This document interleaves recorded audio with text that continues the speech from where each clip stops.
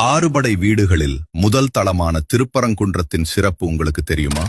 திருச்செந்தூரில் சூரபத்மனை வதம் செய்து தேவர் குலத்தையே காத்த முருகப்பெருமானுக்கு நன்றி சொல்லும் விதமாக ஒரு பரிசு தர விரும்பிய இந்திரன் தன் சொந்த மகளான தெய்வானையை முருகனுக்கு மனம் முடித்து தர முடிவெடுத்தார். கோடான கோடி தேவர்களும் முனிவர்களும் ரிஷிமார்களும் இணைந்து முருகனுக்கு தெய்வானையை மனம் முடித்த தலமே திருப்பரங்குன்றமாகும். இத்தலத்தில் முருகன் திருமண கோலத்தில் வள்ளி தெய்வானையோடு காட்சியளிக்கிறார். திருக்கோயிலின் மூலவர் பாலசுப்பிரமணியன் என்ற பெயரில் மக்களால் போற்றப்படுகிறார். தமிழகத்தில் உள்ள குடைவரை கோவில்களில் இதுவும் ஒன்றாகும். கோவிலில் உள்ள மூலவர் அங்குள்ள பாறையிலேயே செதுக்கப்பட்ட சிற்பம் என்பது பலராலும் அறியப்படாத உண்மையாகும்.